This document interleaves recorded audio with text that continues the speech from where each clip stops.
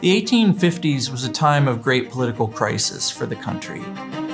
You've got violence everywhere as the nation is just fracturing over this issue of slavery.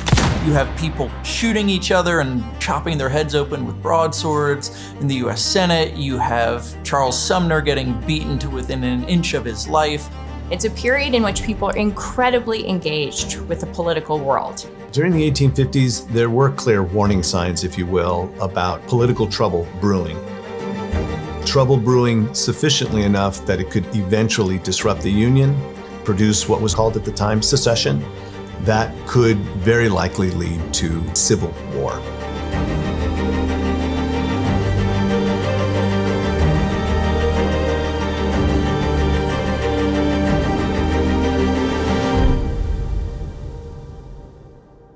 Lincoln was a lawyer. He was a very effective lawyer. He was a lawyer that did a lot of traveling in Illinois. He did what's called riding circuit, which meant he went from courtroom to courtroom throughout the state of Illinois.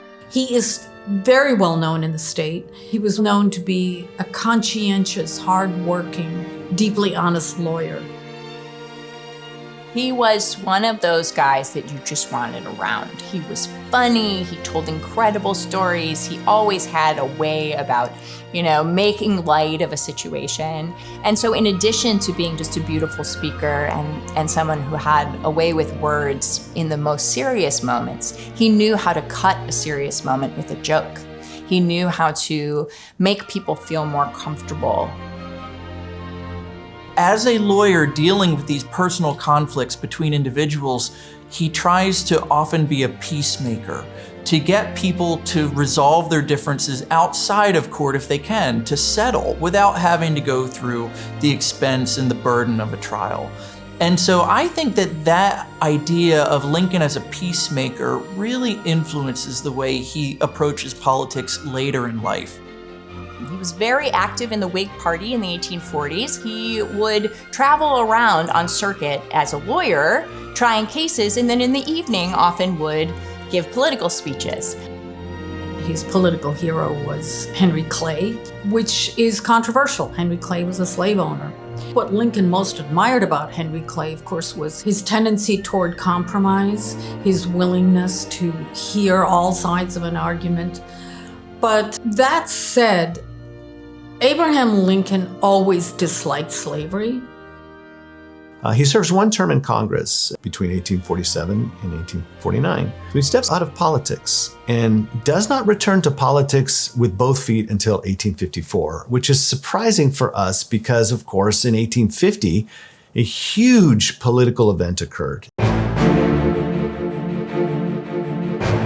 In 1850, Congress passed a huge compromise measure known as the Compromise of 1850. And I think most Americans believed that would resolve a lot of the political differences that were arising between the North and the South. Southerners had been threatening secession, going all the way back to the founding of the nation. But those calls for Southern secession really amplify beginning around 1849 and 1850 as the nation is coming out of the Mexican War and trying to figure out what are we going to do with all of this land we've just acquired from Mexico. White Southerners believe that if they are not allowed to take slaves into this land that has been purchased, they would say, by the common blood and treasure of the whole nation, then they believe the only result that can come is secession and civil war. The Compromise of 1850 was the final settlement that came out of the US-Mexico War. It is a very complicated piece of legislation because it is actually several bills in one. There were 6 provisions in the ultimate compromise. 3 tended to favor southern states and 3 tended to favor northern states. The ones that are really important are that California came in as a free state to the Union. Northerners also were able to fit in the end of the slave trade in Washington, D.C. They were not able to get rid of slavery in D.C. proper, but they were able to eliminate the slave trade.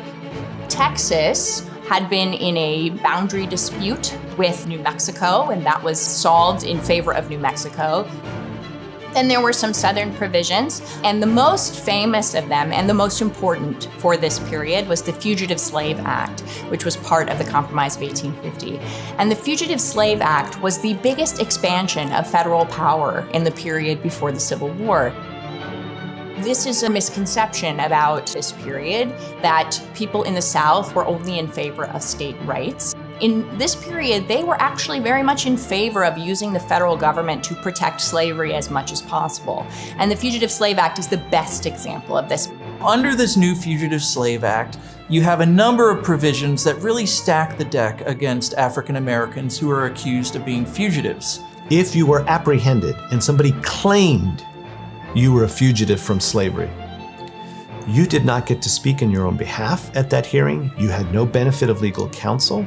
One of the key things about the Fugitive Slave Act was that it compelled Northerners to participate in this process.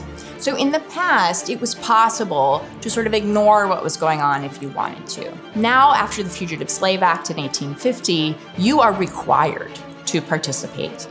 The judge got paid $5 if he said, that's not the guy, the evidence the slaveholder produced is ridiculous. It doesn't hold up in this court. That judge got paid $5. If he said, ha ha, good enough for government work, yeah, that's the guy, he got paid double. Following the passage of this law, 332 African Americans are sent into bondage, only 11 are set free. And it's estimated that upwards of 20,000 Black people flee the North and go to Canada rather than risk the chance of being arrested and sent into the South. This is the single most affecting law that comes out of this period. It's also the law that inspires Harriet Beecher Stowe to write Uncle Tom's Cabin, which probably is one of the 3 or 4 most important sparks for the Civil War.